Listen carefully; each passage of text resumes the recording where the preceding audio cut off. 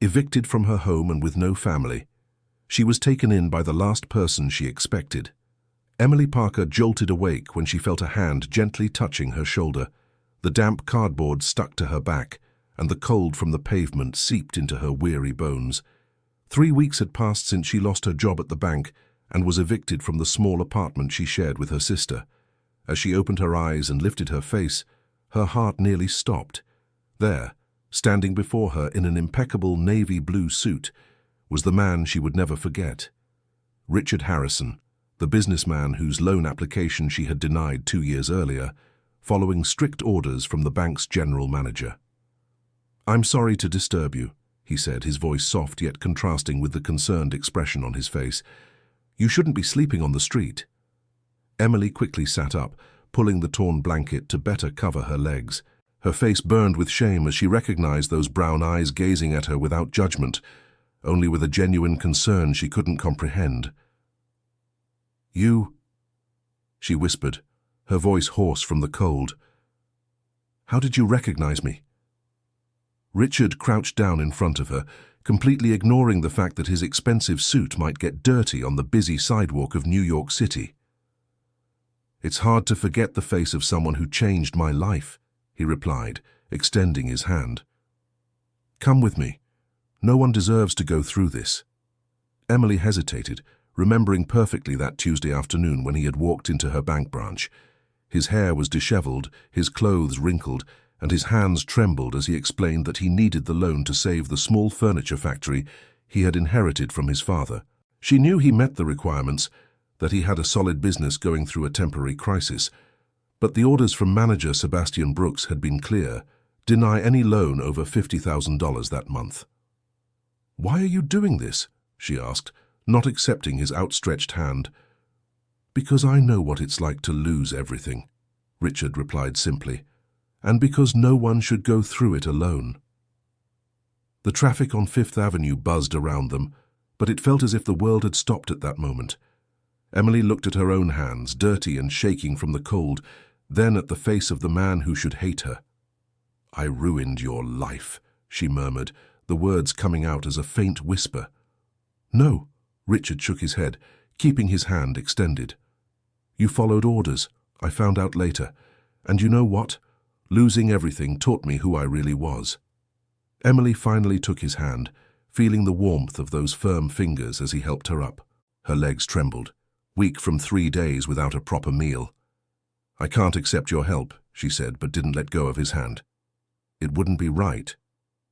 "What wouldn't be right is me walking by and pretending I didn't see you," Richard replied, picking up the small torn backpack that held all of Emily's belongings.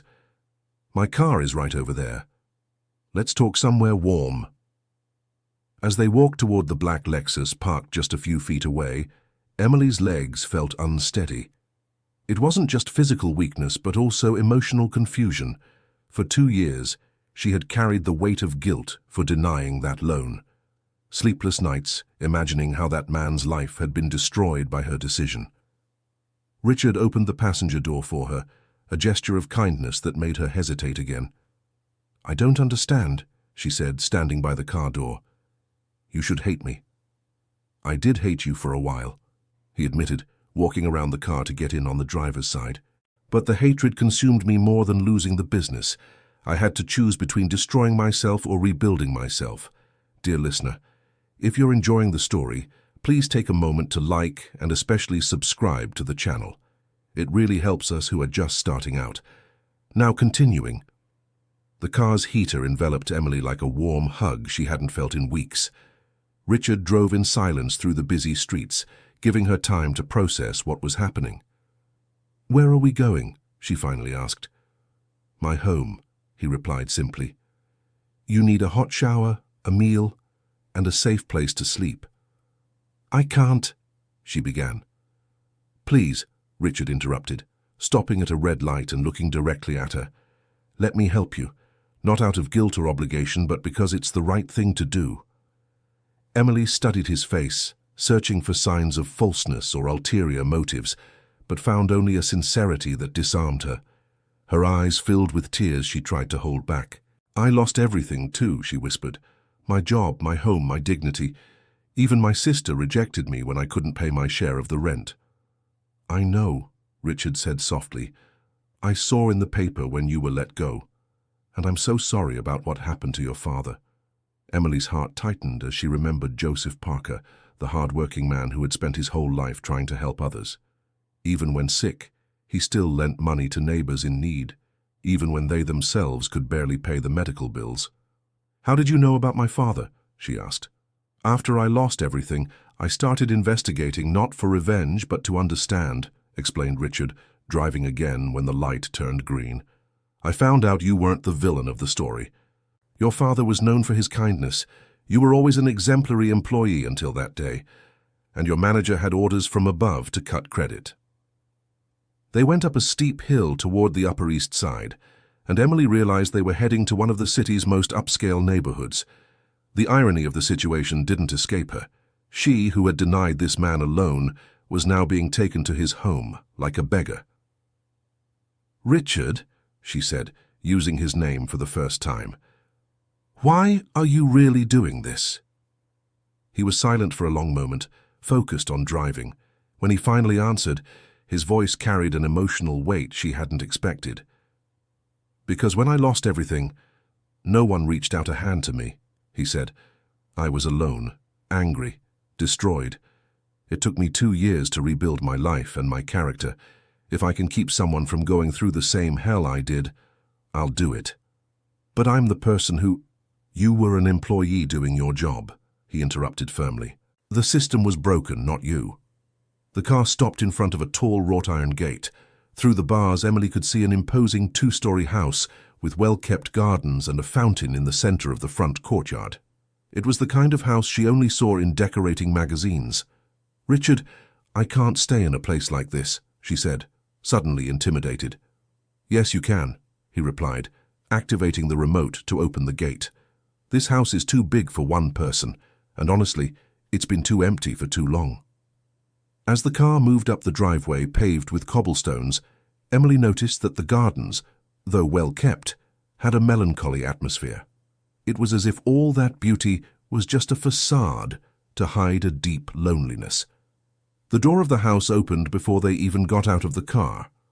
A woman of about 60, with graying hair pulled into a strict bun and a floral apron, appeared on the threshold. Her expression was clearly suspicious when her eyes landed on Emily. Mrs. Eleanor, said Richard, getting out of the car and circling around to help Emily. This is Emily. She'll be staying with us for a while. Eleanor Fisher had worked for the Harrison family for over 20 years. She started as a cleaner when Richard was still a child and gradually became the housekeeper and practically a member of the family. Her experienced eyes examined Emily from head to toe, taking in her wrinkled clothes, messy hair, and the lost look in the young woman's eyes. Mr. Richard, she said in a firm but respectful voice, are you sure about this? I am, Mrs. Eleanor, he replied, taking Emily's backpack. Emily needs help, and we have plenty of space. Eleanor nodded reluctantly, but Emily noticed the skepticism in her eyes. She didn't blame her. She must have seemed like a freeloader showing up out of nowhere to settle into a rich man's house. I'll prepare the room in the... Eleanor began, but stopped herself, biting her lip. The blue room will be perfect, Richard said quickly, climbing the steps to the main entrance. Emily followed them, feeling completely out of place as she stepped into the marble entry hall. A crystal chandelier hung from the high ceiling, and a curved staircase of dark wood led up to the second floor. It was a world completely different from the small apartment where she had grown up with her father and sister. Mrs. Eleanor, could you prepare a warm bath for Emily? Richard asked. And perhaps warm up that vegetable soup you made today? Of course, sir, replied the housekeeper, addressing Emily in a slightly less cold tone. Come with me, child. I'll show you where everything is. As she climbed the stairs behind Eleanor, Emily heard Richard talking on the phone with someone, his voice too low to make out the words. The hallway on the second floor was long, with several closed doors and landscape paintings on the walls. Eleanor stopped in front of a door at the end of the hallway. This will be your room, she said, opening the door and turning on the light. Emily entered and almost lost her breath. The room was larger than the entire apartment she had lived in. The walls were painted a soft blue. There was a four-poster bed with a carved wooden canopy, a comfortable armchair by the window, and an antique desk. But what caught her attention most were the personal items scattered on the dresser. Photos of a smiling young woman, stacks of college books, a worn-out teddy bear. "This room," Emily began. "It was Mr. Richard's daughter's," Eleanor finished, her voice suddenly melancholic. "Bethany. She left 2 years ago and never came back." A lump formed in Emily's throat. She was being put up in Richard's daughter's room, someone who had disappeared from his life. The complexity of the situation was beginning to reveal itself. "Where did she go?" Emily asked softly. Eleanor sighed deeply, arranging some clean towels on the bed. "Bethany and Mr. Richard had a terrible fight," she explained, lowering her voice as if the walls could hear her. "She said he cared more about money than family, said he had become cold and calculating after he lost his first company." "His first company?" "Oh, yes," Eleanor nodded. "Mr. Richard had lost everything before. That furniture factory was his second attempt to rebuild his life. When he lost it again, because of the loan denial, he became different." Emily sat down heavily on the edge of the bed, the weight of the revelation hitting her like a bucket of cold water. Richard had lost everything twice, and she had been responsible for the second loss. "He never told me that," she murmured. "Mr. Richard doesn't like to talk about the past," said Eleanor, heading into the attached bathroom to prepare the bath. "But I can tell you one thing. Since Bethany left, he has never been the same." This house had become a mausoleum. The sound of running water filled the silence. Emily rose and walked to the window, which looked out onto the back of the house. There was an extensive garden with a covered pool, and further back, a small house that appeared to be a studio or office. "Mrs. Eleanor," she said, turning to the housekeeper, "why did he really bring me here?" The older woman stopped testing the water temperature and stared at Emily with penetrating eyes. "I don't know, dear," she answered honestly, "but I can say it's the first time in 2 years I've seen any life in his eyes. Perhaps you represent something to him, a chance at redemption, maybe." "Redemption?" "Mr. Richard carries a lot of guilt," explained Eleanor, drying her hands on a towel. "For the daughter he lost, for the employees he had to let go, for the wife who—" She stopped abruptly, as if she had said too much. "For the wife who what?" insisted Emily. Eleanor hesitated, clearly torn between loyalty to her employer and the need to prepare Emily for what she might encounter in that house. "His wife passed away 5 years ago," she said finally. "A sudden heart attack. They were in the middle of an argument about money when it happened. Mr. Richard has never forgiven himself for that." Emily felt as if the ground had moved beneath her feet. Richard's story was far more complex and painful than she had imagined. He wasn't just a businessman who had lost a deal, but a man who had lost everything that truly mattered. "Your bath is ready," said Eleanor softly. "I'll fetch some clean clothes for you. I still have some of Bethany's things that might fit." After Eleanor left, Emily locked herself in the bathroom and finally allowed herself to cry. The tears came not just from the relief of being safe, but from the complexity of the situation she found herself in. She had been saved by the man whose life she had helped to destroy, and now she was sleeping in the room of a daughter who had abandoned her father because of the pain she indirectly had caused. The hot bathwater felt like a rebirth. 3 weeks of grime and despair washed down the drain, taking with it the smell of the street and the feeling of abandonment that had clung to her skin. For the first time in a long while, Emily could look at herself in the mirror without feeling disgust. When she came out of the bathroom, she found clean clothes laid out on the bed, a pair of jeans, a cotton blouse, and even undergarments still with tags. Eleanor had thought of everything. Dressed with her hair still damp, Emily went downstairs. She followed the delicious smell coming from the kitchen and found Richard sitting at the dining table, idly stirring a bowl of soup he didn't seem to have touched. "Are you feeling better?" he asked, standing up when he saw her. "Much better," she replied, still feeling out of place in clothes that weren't hers. "Richard, I need to talk to you about—" "First you need to eat," he interrupted, pulling out a chair for her. "Mrs. Eleanor made enough soup for a regiment." The soup was delicious, and Emily realized she couldn't remember the last time she'd had a proper meal. As she ate, Richard remained seated across from her, watching her in silence. "Are you going to tell me what really happened?"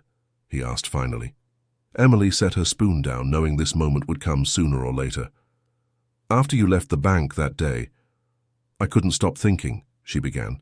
"I knew you met the requirements for the loan, but the manager, Sebastian, had made it clear that any loan over $50,000 was suspended. He said those were orders from the board. And you followed the orders." "I followed the orders," she confirmed, the guilt heavy in her voice. "But that didn't give me any peace. I spent weeks without sleeping properly, wondering what had happened to you." Richard nodded, stirring his untouched plate. "Go on," he said softly. 3 months later, I started making discreet inquiries," continued Emily. "I discovered that the manager, Sebastian, was denying loans to people who met the requirements, but approving others who shouldn't have been approved. I realized something was wrong." "What did you do?" "I went to the bank's internal affairs office," she replied, her voice growing firmer as she told the story. "I presented evidence that Sebastian was running a scheme. He approved loans for shell companies created by his friends, while denying credit to legitimate businesses." Richard stopped stirring his soup and looked directly at her. "And what happened?" "At first it seemed like internal affairs would investigate," said Emily, but her voice filled with bitterness. "But Sebastian had protection from above. He was the brother-in-law of the bank's vice president. Instead of him being punished, I was fired for inappropriate conduct and breach of hierarchy." "You reported corruption and were punished for it," summarized Richard, his voice laden with a mixture of admiration and indignation. "Worse yet," continued Emily, "Sebastian made sure I was put on a banking industry blacklist. I couldn't get a job at any other financial institution, and since I had been fired for cause, I wasn't entitled to unemployment insurance. Dear listener, if you're enjoying the story, please take a moment to like and especially subscribe to the channel. It really helps us who are just starting out. Now continuing." Richard stood up abruptly, walking to the dining room window that overlooked the garden. His hands were clenched into fists, and Emily could see the tension in his shoulders. "My father got sick right after I lost my job," she continued, feeling she needed to tell the whole truth. "Pancreatic cancer.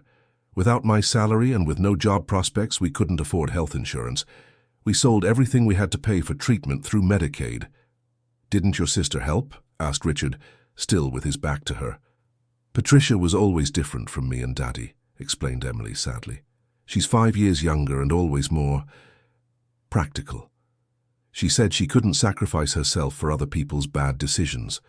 When Daddy got worse and I lost the apartment because I couldn't pay my share of the rent, she asked me to leave." Richard turned to her, and Emily saw something in his eyes that she couldn't immediately identify. "Where is your father now?" he asked gently. The tears that Emily had held back throughout the conversation finally surfaced. Daddy passed away 2 months ago," she whispered. "In the end, we didn't even have money for a proper funeral. He was buried as a pauper, in a common grave." The silence that followed was thick and charged with emotion. Richard returned to the table and sat beside Emily, not across from her. "Emily," he said hoarsely, "do you know why I really brought you here?" She stared at him through her tears, waiting for him to finally reveal his true intentions.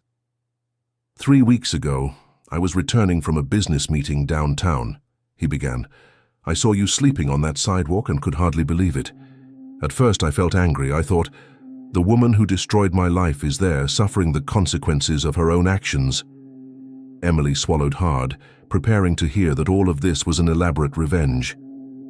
"But after a few days I went back to see if you were still there," continued Richard. "And you were, thin, dirty, clearly sick, and I realized you were as much a victim as I was, maybe even more." "How so?" "I lost money, my business, my pride," he explained. "But you lost your professional integrity, your father, your family, your dignity, and all because you tried to do the right thing." Emily Parker couldn't stop crying. It was the first time in months that someone had acknowledged that she had tried to do what was correct, even knowing it could cost her dearly. "Richard, I'm so sorry," she managed to say between sobs. I know my regret doesn't change anything, but I'm so sorry for everything you went through because of me." "It wasn't because of you," he said firmly, taking her trembling hands. "It was because of a corrupt system that punished those who tried to fix it. You were courageous, Emily. More courageous than I was." "How can you say that?" "Because when I lost everything the first time, I just accepted it," explained Richard. "I didn't question, I didn't fight, I didn't report it. I just resigned myself and tried to start over. You, on the other hand, risked everything to expose the corruption, even knowing you could be punished." They remained silent for a few minutes, Emily's hands in his, feeling for the first time in a long while that she wasn't completely alone in the world. "What happened to Sebastian?" she finally asked. "Ah, that's interesting," said Richard, with a smile that didn't reach his eyes. "After I rebuilt my business, I started investigating what had really happened. I discovered much more solid evidence than what you had presented. Sebastian wasn't just approving loans for ghosts, but also diverting funds to overseas accounts." "And you reported it?" "To the proper authorities," he confirmed, "with expensive lawyers and irrefutable evidence. Sebastian was arrested 6 months ago. He's facing charges for running a criminal organization, money laundering, and corruption. He'll likely get at least 15 years. Emily felt a mixture of relief and satisfaction, knowing that the corruption had finally been exposed. But one question still bothered her. "Why didn't you look for me sooner?" she asked. "If you knew I had been wronged."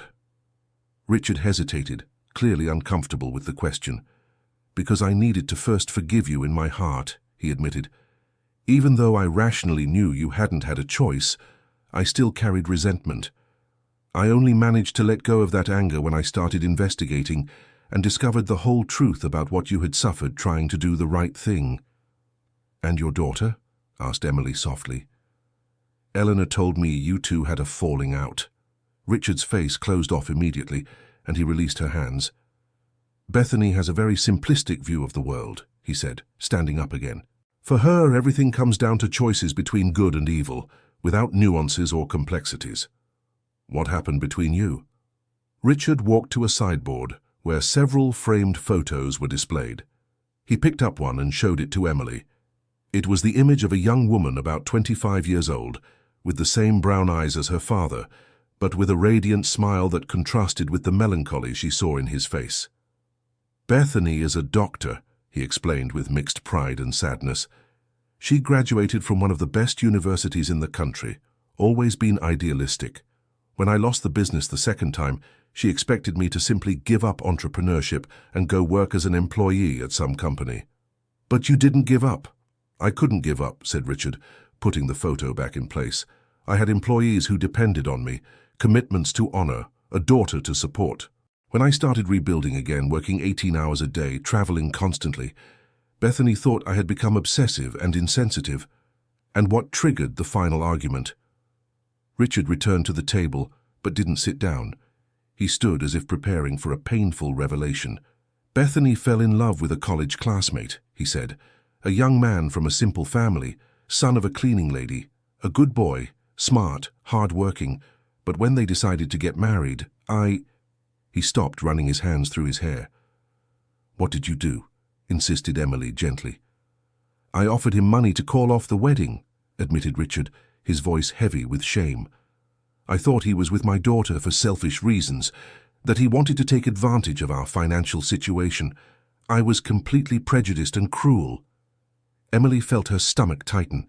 She was beginning to understand why Bethany had cut ties with her father.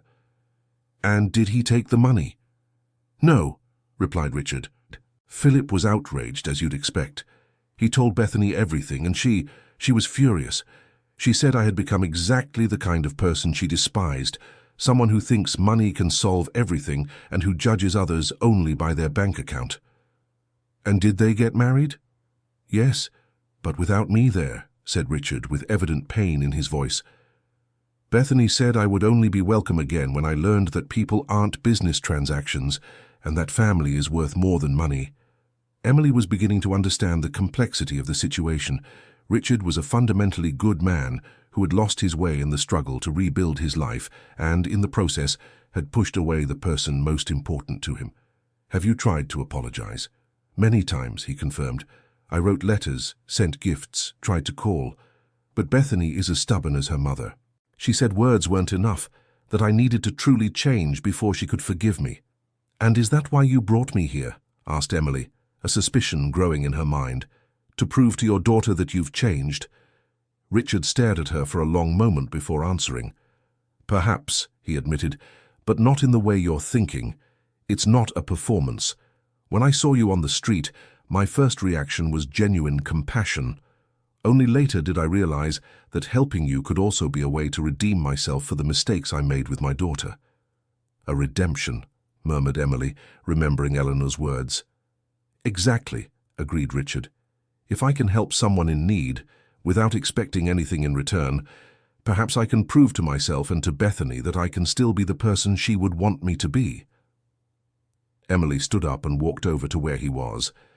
For a moment, they stood face to face, two survivors of a storm that had destroyed their lives in different ways. Richard, she said softly, I thank you from the bottom of my heart for everything you're doing for me, but I don't want to be just a tool for your redemption. If I'm going to stay here, I need to contribute in some way. You don't have to. Yes, I do, she interrupted firmly. I need to regain my dignity and my independence. What can I do to help? Richard smiled for the first time since they had arrived at the house, a genuine smile that lit up his tired face. Well, he said thoughtfully, I could use help with the company's bookkeeping. I haven't found anyone I fully trust since I started over. And given your history of integrity— I accept, said Emily immediately. But on one condition, I want to be paid for my work, no favors or charity. Agreed, agreed Richard, extending his hand to seal the deal. When they shook hands, Emily felt that something had fundamentally changed. She was no longer just a beggar being helped out of pity, but a professional being hired for her skills. It was a first step toward regaining her lost dignity. There's one more thing, said Richard hesitantly. Tomorrow night, I'm hosting a dinner for some important clients. Would it be too much to ask for you to accompany me? As my personal assistant, of course. Emily hesitated. The idea of being at a social event after everything she had been through frightened her. I don't have appropriate clothes, she said. That can be arranged, replied Richard, but I don't want to pressure you. If you don't feel comfortable— I'll go, she decided, surprising herself with the determination in her voice. I need to rejoin the world of the living at some point, better sooner than later. That night, Emily had her first peaceful night's sleep in months. Bethany's room was comfortable and quiet, and for the first time in a long while, she felt safe. But when she woke up in the middle of the night, she noticed something was different. She got up and went to the window. Down below, in the moonlit garden, Richard was walking alone around the pool. Even from a distance, she could see the weight he carried on his shoulders, the loneliness consuming him. Emily realized they were both wounded by life in different ways, but perhaps they could find healing in each other's company. Not in a romantic way, the age difference and situation made that unthinkable, but as two people who had lost everything and were trying to rebuild themselves. The next morning, Eleanor woke her with breakfast in bed, a kindness that surprised Emily. "Good morning, dear," said the housekeeper, seeming less hostile than the day before. "Mr. Richard left early to take care of some business, but he asked me to look after you." "Thank you, Mrs. Eleanor," replied Emily, sitting up in bed. "May I ask you something?" "Of course. Do you really think he brought me here for redemption?" Eleanor sat in the armchair by the window, a gesture indicating she was open to a frank conversation. "Dear," she said thoughtfully, "I've worked in this house for over 20 years. I saw Mr. Richard get married, I saw Bethany born, I watched the family slowly fall apart. I can say that for the past 2 years, he's been more ghost than man." "How so?" "He functions, works, eats, sleeps," explained Eleanor, "but he doesn't truly live. Since Bethany left, it's as if he lost his purpose. Until last night." "What's special about last night?" "After you spoke, I heard him calling Bethany," revealed Eleanor. "He hasn't tried to speak with her in months, and for the first time he left a different message on the answering machine." "What did he say?" He said he'd met someone who reminded him of the man he used to be, replied the housekeeper with a half-smile. Said there might still be hope for him. Emily felt a lump in her throat. The responsibility of being someone's hope was both terrifying and motivating. "Mrs. Eleanor, can I trust you?" "You can, dear. I've seen enough in this life to judge someone hastily." "I'm afraid," admitted Emily, "afraid of getting used to all this and then losing it again. I've already lost so much." Eleanor stood up and sat on the edge of the bed, taking Emily's hands in her work-worn ones. "Listen carefully, dear," she said firmly. "Life will always take things from us. That's how it works. But it also gives us opportunities to start over. Mr. Richard is offering one of those opportunities. Don't waste it out of fear." "What if I can't help him reconcile with his daughter?" "That's not your responsibility," replied Eleanor wisely. "Your responsibility is to take care of yourself and be the person you choose to be. The rest will happen naturally." After breakfast, Emily went downstairs to meet Richard in the office. It was an impressive room, with floor-to-ceiling bookshelves filled with books and a solid wood desk where he worked with several computers and documents spread out. "Good morning," he said, standing up when he saw her enter. "Did you sleep well?" "Better than in months," she replied honestly. "Richard, about last night. Did you really call Bethany?" He seemed surprised by the direct question. "Mrs. Eleanor has sharp ears," he said with a half-smile. "Yes, I called. I left a message." "May I know what you said?" Richard hesitated, clearly uncomfortable sharing something so personal. "I said I met someone who made me remember who I was before I lost my way," he finally replied, "and that it might not be too late to fix the mistakes I made." "Richard," said Emily softly, "I don't want to be just a catalyst for your reconciliation with your daughter. I want to be genuinely useful here." "And you will be," he assured, pointing to a chair across the desk. "I've already started sorting some documents for you to review. I want your opinion on some investments I'm considering." Emily spent the next few hours examining spreadsheets and financial reports. It was invigorating to use her professional skills again, to feel her brain working on something constructive after months of just trying to survive. "These numbers don't make sense," she said, pointing to one of the spreadsheets. "There's a discrepancy of almost 200,000 rials between the declared revenues and the bank deposits." Richard leaned over the desk to see what she was pointing at. "You're right," he said, impressed. "My current accountant didn't notice that, or he noticed and didn't tell me." "Do you trust him?" "I thought I did," replied Richard thoughtfully. "But now I'm starting to doubt." Emily continued examining the documents, finding other minor inconsistencies. It was obvious she had a natural talent for detecting financial irregularities, probably developed during her years at the bank. "Richard," she said after a few hours, "I think you have a bigger problem than you realize. These discrepancies aren't accidental errors. Someone is deliberately manipulating the numbers." Richard's face hardened. "Are you suggesting my accountant is stealing from me?" "I'm suggesting someone is," she replied carefully. "It could be the accountant. It could be someone else with access to the books. But there's definitely something wrong. Dear listener, if you're enjoying the story, please take a moment to like and especially subscribe to the channel. It really helps us who are just starting out. Now continuing." Richard stood up abruptly, walking to the window with his hands on his hips. Emily could see the tension in his entire body. "I can't believe this is happening again," he murmured. "Again?" "That's exactly how I lost my first company," Richard explained, turning to her.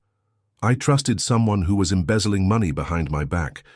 By the time I found out, it was too late to save the business." "But this time you found out early," said Emily encouragingly, "and this time you have someone you can trust to help you sort it out." Richard stared at her for a long moment. "Why are you doing this?" he asked. "Why are you helping me when you could just accept my shelter and stay quiet?" "Because I'm not that kind of person," Emily replied firmly. "My father taught me that when someone extends a hand to us, we should repay it in the best way we can, and this is my way of repaying. Even knowing you might be getting into trouble?"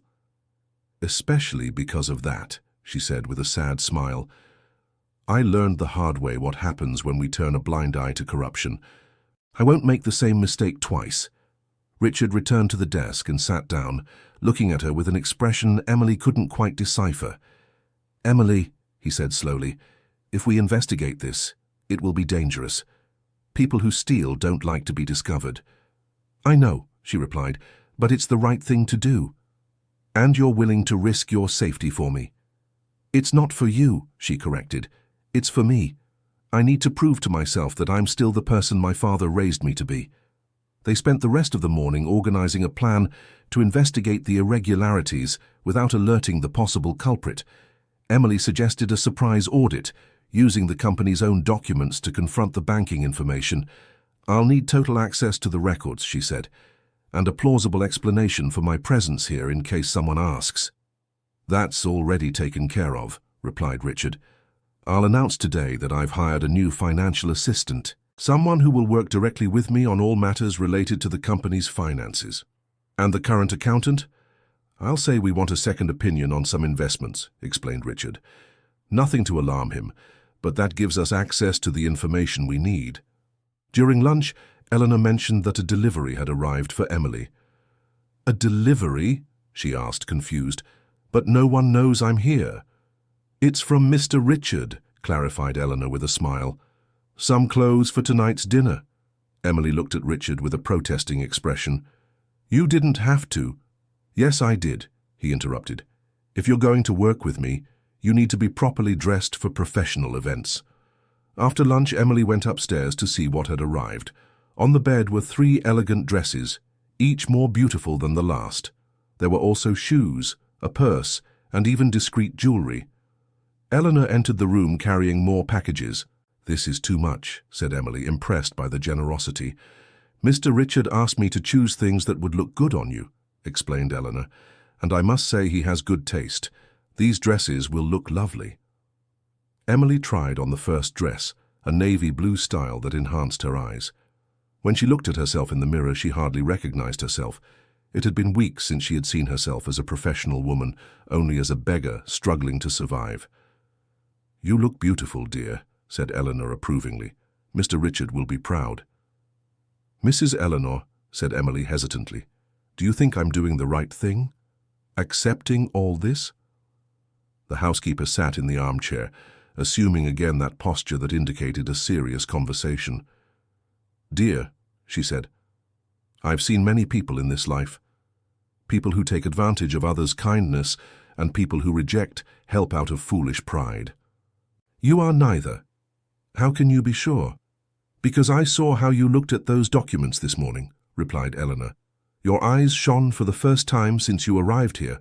You're not interested in taking advantage of the situation. You're interested in being useful.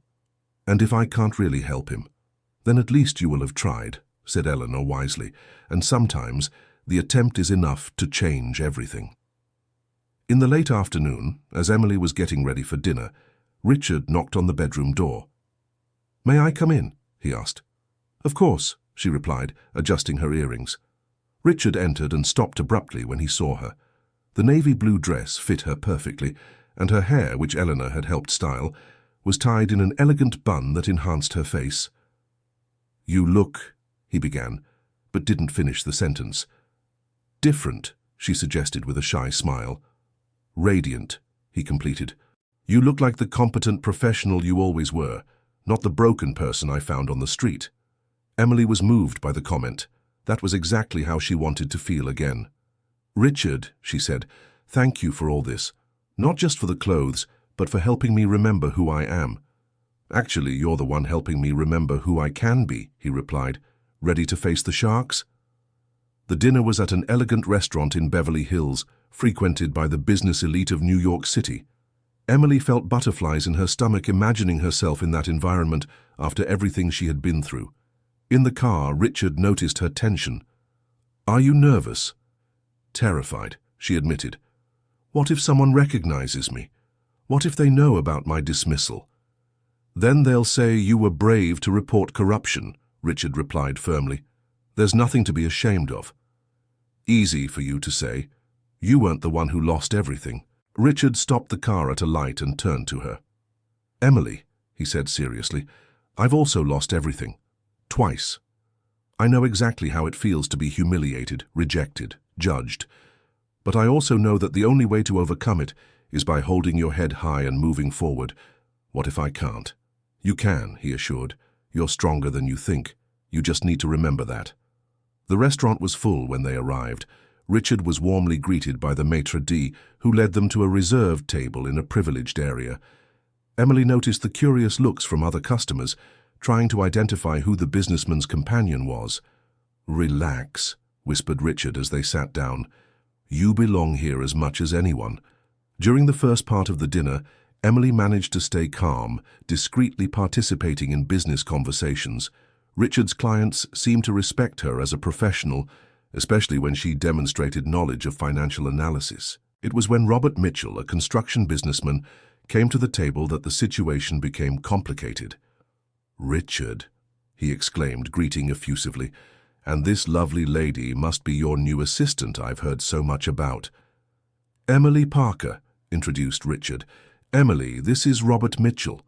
Robert extended his hand, but when Emily responded to the greeting, she saw recognition in his eyes.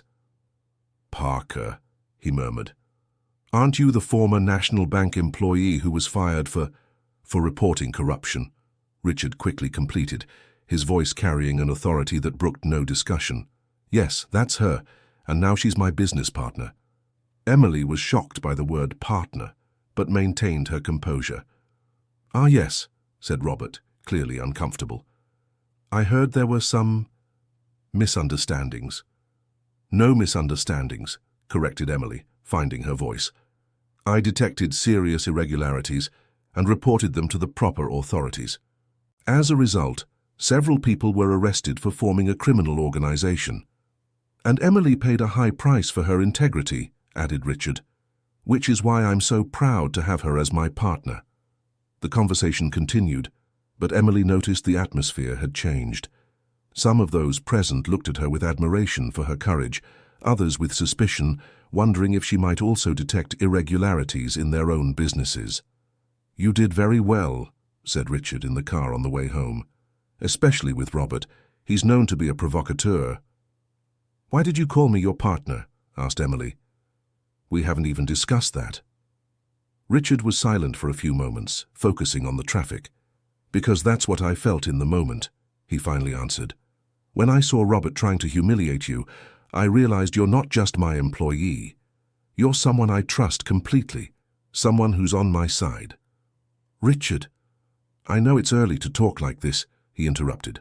"But this afternoon, working with you, I felt more confident about the future than I have in years. You have a natural talent for detecting problems that others can't see." "That doesn't make me your partner," said Emily rationally. "No, but it makes me wish it were," he replied, glancing at her briefly before turning his attention back to the road. "Obviously, we would need to discuss details, draw up proper contracts." "Are you serious?" "Completely serious," confirmed Richard. "Emily, you saved me from losing everything again. If you hadn't detected the irregularities in the accounting, I might have found out too late, like what happened before." Emily fell silent, processing the offer. A week ago she was sleeping on the street, and now she was being invited to become a partner of a successful businessman. "I need to think," she finally said. "Of course," agreed Richard. "Take all the time you need." When they arrived home, Eleanor was waiting for them with hot tea and cookies. "How was dinner?" she asked, pouring the cups. "Interesting," replied Emily. "I learned that the business world is smaller than I imagined." "And more complicated," added Richard. "But I also discovered that Emily has the right temperament to handle these complications." After Richard retired to his office to work, Emily and Eleanor kept talking in the kitchen. "He made you a proposal, didn't he?" asked the perceptive housekeeper. "How do you know?" "By the way he looks at you," answered Eleanor. "It's not the look of a boss toward an employee. It's the look of someone who has found a partner." "But I don't know anything about running a company," said Emily, voicing her insecurities. "Dear," said Eleanor patiently, "you know how to detect problems. You know how to be honest even when it costs you. You know how to work hard. The rest can be learned." "What if I fail? What if I can't really help him?" "Then at least you will have tried," repeated Eleanor. But I don't think you will fail. There's something about you, a strength that many don't have." That night, Emily had trouble sleeping. She lay awake thinking about all the changes that had happened in her life in just 2 days. From being homeless to a potential partner in a thriving company was an almost surreal transformation. She got up and went to the window, hoping to see Richard walking alone in the garden like the night before. But this time he wasn't there. Instead, she saw a light on in the small studio at the back of the house. Curious, Emily went downstairs quietly and went out the back. The studio door was slightly ajar, and she could hear Richard talking on the phone. "Bethany, I know you won't pick up, but I need to talk to you," he was saying, clearly speaking to voicemail. "I met someone who reminded me of who I used to be. Someone who has the courage I lost along the way." Emily hesitated whether to walk away or move closer. "She reminded me that family is more important than money, that integrity is worth more than success," continued Richard. "I know I hurt you, that I was prejudiced against Philip. I know I need to truly change, not just say I've changed." His voice cracked slightly. "I just wanted you to know that I still think of you every day, that your absence hurts more than any financial loss I've ever had, and that, if you give me a chance, I will prove I can be the father you deserve." Emily felt tears in her eyes. She decided to walk away, but bumped into a plant pot making noise. "Is someone there?" called Richard. With no choice, she appeared in the doorway. "I'm sorry," she said, embarrassed. "I couldn't sleep and saw the light on." Richard hung up the phone and gestured for her to come in. The studio was actually a more intimate office with a comfortable armchair, some plants and family photos scattered on the walls. "Were you calling Bethany?" she asked, sitting in a nearby chair. "Trying to," he corrected with a sad smile. "She never answers, but she always listens to the messages. At least, I hope she does." "Do you really believe I helped you remember who you were?" Richard Harrison leaned back in his armchair, studying her face in the soft lamplight. "Emily," he said slowly, "when I lost everything the first time, I became bitter. When I lost everything the second time, I became cold and calculating. I thought the only way to protect myself was to trust no one, to care about nothing except financial success. And now? Now I realize I was protecting myself from living," he admitted. "You showed me I can still trust, I can still care, I can still be generous without being a fool." "You've always been generous," said Emily Parker. "You took me in when you had no obligation to." "But I did it expecting something in return," revealed Richard. "Hoping I could use you as proof to Bethany that I had changed. It was selfishness disguised as kindness. And now I want to help you because you deserve to be helped," he said simply. "And I want you as a partner because I trust your judgment, not because I need to prove something to my daughter." Emily stood up and walked to one of the photos on the wall. It was a picture of the whole family: Richard, a blonde woman with a sweet smile who must have been his wife, and a teenage Bethany all hugging in front of a Christmas tree. "You were happy," she observed. "We were," agreed Richard, joining her in front of the photo. "Helen, my wife, had a gift for keeping everyone together. After she was gone, the family slowly fell apart." "Eleanor told me you were fighting when she—" "Yes," confirmed Richard, pain in his voice. "Our last conversation was an argument about money. She wanted me to stop working so much, to spend more time with Bethany. I said I was doing it all for the family, that someone had to worry about the future. And what did she say? She said, what good would a financially secure future be if we had no family to share it with?" remembered Richard, his voice almost a whisper. "Those were practically her last words to me." Emily gently placed her hand on his arm. "Richard, you can't carry this guilt forever," she said. "Helen wouldn't want you to destroy yourself over an argument." "It's not just the argument," he explained. "It's that she was right. I was so focused on providing financially that I forgot to provide emotionally. And when she was gone, I kept doing the same thing with Bethany." "But now you realize that," said Emily. "Doesn't that count for something?" "Realizing is just the first step," replied Richard. "Truly changing is much harder." They stood in silence for a few moments, contemplating the photo of the happy family that once existed in that house. "Emily," Richard finally said, "can I make a confession?" "Of course." "When I brought you home, part of me hoped Bethany would show up, see what I was doing, and be proud," he admitted. It was a pathetic fantasy of a desperate father. And not anymore. No, he answered with conviction. Now I want to help you regardless of what Bethany thinks. And if she ever comes back, it will be because she genuinely forgave me, not because I was manipulated into doing the right thing.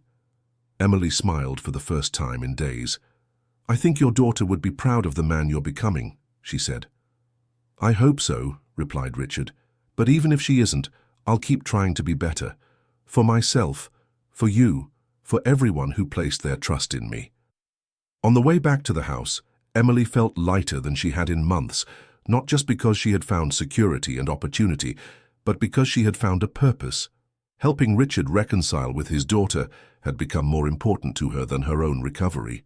The next morning she woke up determined to accept his partnership proposal, but when she went down for coffee, she found Richard visibly agitated, speaking quietly on the phone.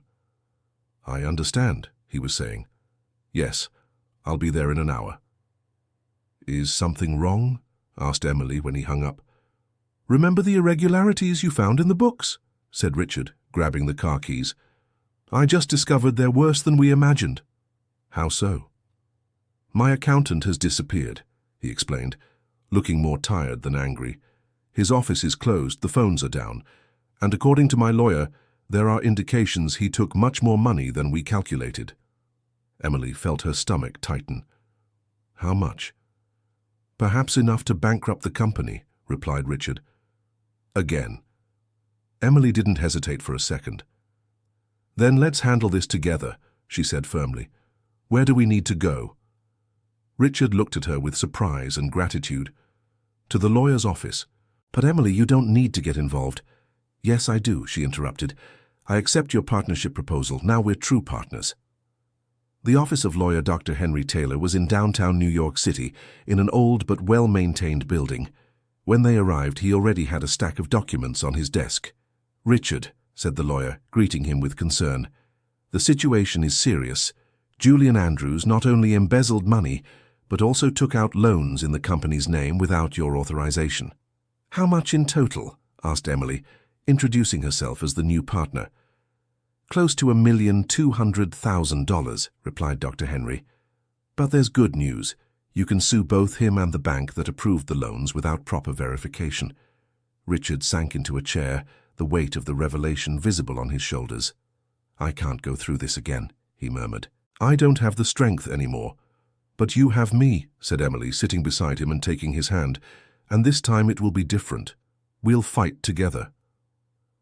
During the next 3 hours, they organized a plan of action. Emily took control of the situation with an efficiency that impressed both Richard and the lawyer. She had enough experience in the banking sector to understand all the legal aspects of the case. We need to act fast before Julian withdraws more money, she said. Dr. Henry, can you get a court freeze on his accounts? I'm already arranging it, confirmed the lawyer, and you have enough evidence to prove the fraud. Emily found it in just a few hours, said Richard with evident pride. She has a natural talent for detecting irregularities. When they left the office, Richard seemed more determined. Thank you, he said in the car, for standing by me when you could have just walked away. Where would I go, replied Emily with a smile. You gave me a family when I had nothing. Now it's my turn to protect that family. At that moment, Richard's phone rang. The number on the screen made him freeze. Bethany, he whispered, looking at Emily with hope and fear in his eyes. Answer it, she encouraged. Hello? Said Richard with a trembling voice. Dad? The voice on the other end sounded hesitant. I got your messages. Can we talk? Richard closed his eyes, tears streaming down his face. Of course, my daughter. Whenever you want, wherever you want. I'm coming back to New York City tomorrow, said Bethany. Philip got a transfer to Mount Sinai Hospital. Can we meet? You can stay at the house, offered Richard immediately. There's plenty of room and...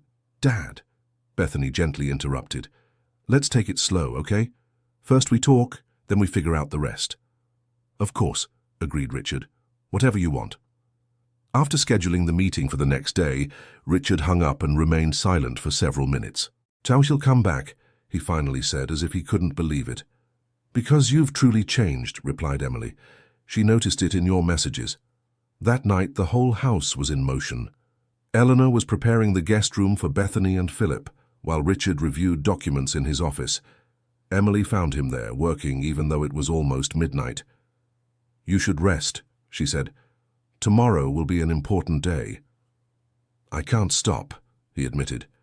"Between the fraud and Bethany coming back, my head is spinning." "Richard," said Emily, sitting across from him, "may I make a suggestion?" "Always." "When Bethany arrives, tell her about the fraud," she said. "Show how we're handling the problem together. Let her see you've learned to trust people." "What if she thinks I'm a fool for being robbed again?" "She'll see you're human," corrected Emily. "And that this time, you're not facing everything alone."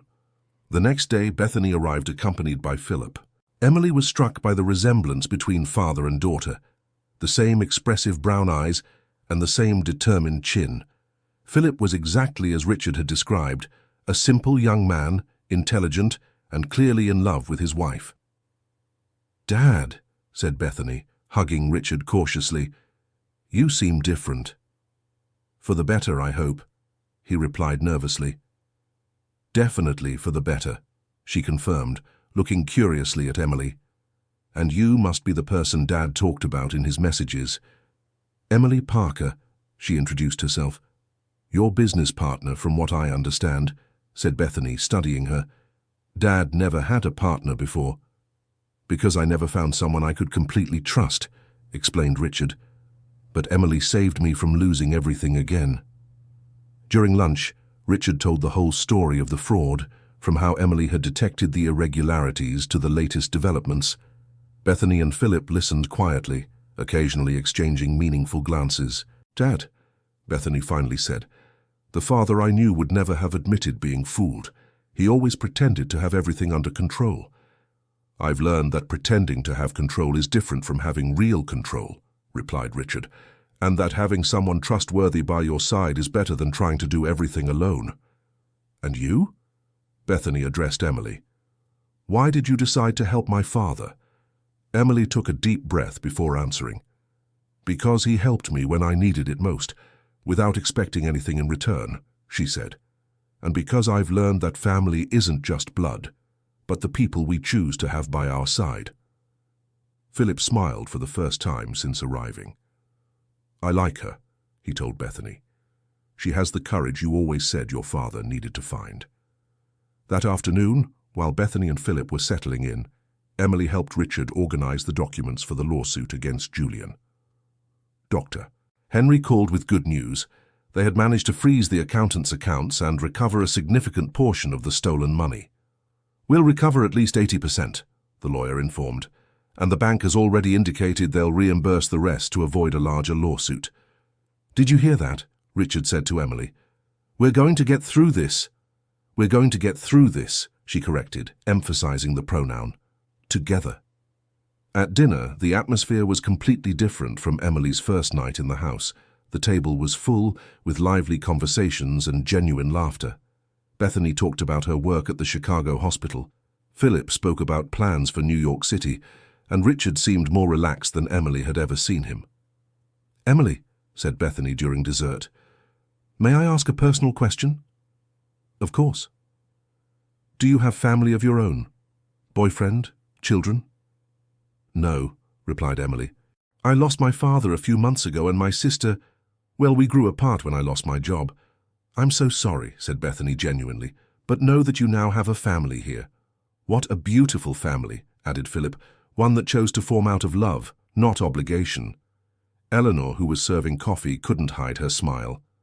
"This house was too quiet," she commented. "Now it feels alive again." After dinner, Richard asked to speak with Bethany alone in the garden. Emily watched them from the living room window, seeing father and daughter talk intensely, sometimes embracing, sometimes crying. "They'll be fine," said Philip, joining her at the window. "Bethany never stopped loving our father. She was just hurt." "Our father?" asked Emily with a smile. "Well, he'll officially be my father-in-law soon," explained Philip, "and from what I see, you're part of this family now, too."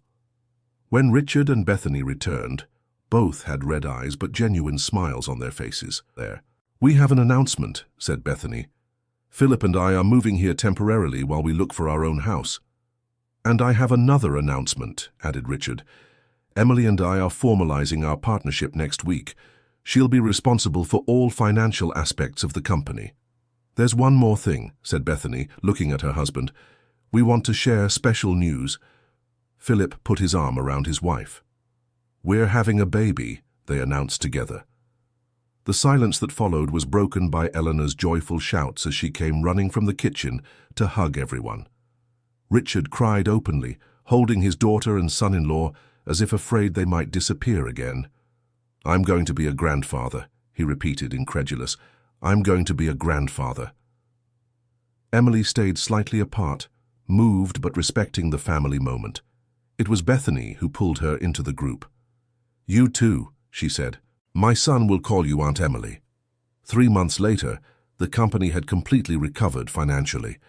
The lawsuit against Julian had resulted in full reimbursement, and the new controls implemented by Emily ensured nothing similar could happen again. Bethany and Philip had found a house just 2 blocks away, close enough for daily visits, but far enough to maintain independence. The baby was healthy, and Bethany radiated happiness. "You know what's most amazing?" Richard said to Emily one evening as they walked through the garden. "It's not just that we recovered the money, or that Bethany came back." "What is it then?" "It's that, for the first time in years, I wake up every day excited about what the day will bring," he explained. "Before I was just surviving. Now I'm truly living." "I know exactly how that feels," replied Emily. 6 months ago, I thought my life was over. Now I feel like it's just beginning." "And you know what I discovered?" continued Richard. "Helen was right in that last argument. What good is financial security if we have no one to share it with?" "But now you do," said Emily. "You have Bethany, Philip, the coming baby, Eleanor, and, well, you have me too." Richard stopped walking and turned to her. "Emily," he said seriously, "I want you to know you're not just my business partner. You're the sister I never had, the daughter God gave me when I least expected it." "And you're the father I lost and found again," she replied with tears in her eyes. "Thank you for not just walking past me on that sidewalk." "Thank you for helping me remember who I really am," he countered. The following month, when Richard's grandson was born, a healthy boy named Joseph in honor of Emily's father, the whole family gathered at the maternity ward. "Look," whispered Richard, holding the baby for the first time. "He has Bethany's fingers but Philip's nose." "And the stubbornness of both of them," joked Emily, admiring the baby who was crying vigorously. "Aunt Emily," said Bethany from the hospital bed, "you'll be his godmother, won't you?" "If you want me to," replied Emily, moved. "It's not a question," said Philip. "It's a certainty." When they left the hospital, Richard stopped in the parking lot and looked up at the starry sky of New York City. "Helen," he whispered, "we did it. Our family is complete again." Emily placed her hand on his shoulder. "She's proud of you," she said softly, "and of all of us." 6 months later, the company had grown so much that they had to move to a larger office. Emily had become a respected executive in the financial market, known for her integrity and competence. Several companies tried to hire her, but she remained loyal to her partnership with Richard. "I never thought I'd say this," she commented during a board meeting, "but I'm happier being a partner in a mid-sized company than being an employee of a big corporation." "That's because here you're not just an employee," replied Richard. "You're family." On Joseph's first birthday, the house was full of friends and relatives. Emily watched the commotion with a smile on her face, remembering how her life had changed drastically. Patricia, her sister, had finally shown up a few months earlier, apologizing for abandoning her and trying to rebuild their relationship. The process was slow, but Emily had learned about forgiveness and second chances. "What are you thinking about?" asked Bethany, approaching with Joseph in her arms. "About how life can change completely in just a few days," replied Emily. 2 years ago I was lost, alone, hopeless. Today I have a family, a career, a purpose. And Dad has a reason to live again," added Bethany. "You saved our family, Emily." "Actually, I think we saved each other," corrected Emily. taking the baby in her arms. "Hi, my prince. Aunt Emily is here." Richard approached, watching the scene with evident satisfaction. "You know what's most beautiful?" he said. "Joseph will grow up knowing that family is built with love, not just blood. And that second chances exist," added Emily. "That it's possible to start over, no matter how lost you feel. And that kindness always comes back multiplied," completed Bethany. That night, after all the guests had left, the family gathered in the living room for one last toast. "To new beginnings," said Richard, raising his glass. "To chosen families," added Bethany. "To second chances," said Philip. "And to discovering that sometimes losing everything is necessary to find what really matters," completed Emily. As they toasted, Emily looked around and saw Eleanor in the kitchen doorway, smiling with tears of joy in her eyes. She saw Richard holding his grandson with the love he had rediscovered. She saw Bethany and Philip, young and in love, building their own future with the family's blessing, and she realized she was exactly where she was meant to be. It didn't matter what winding path she had taken to get there. Every pain, every loss, every moment of despair had been necessary so she could recognize and cherish happiness when it finally arrived. "Thank you, Dad," she whispered, looking at the sky through the window, knowing that Joseph Parker, wherever he was, would approve of the family she had found. Life had taught her that family isn't about blood or obligations, but about choosing to stand by the people we love, especially in difficult times. And that sometimes when we lose everything, we discover that we can still gain something much greater, the chance to start over with wisdom and gratitude. End of story. So, dear listener, what did you think of this story of new beginnings and redemption? Can you imagine how thrilling it must have been for Emily to discover that her greatest loss led to her greatest gain? Share your thoughts in the comments and tell us, do you believe in second chances? Have you ever been in a situation where losing everything turned out to be the start of something better? We would love to read about your experiences. Don't forget to leave a like if this story touched your heart. And most importantly, subscribe to the channel so you don't miss other moving stories we've prepared for you.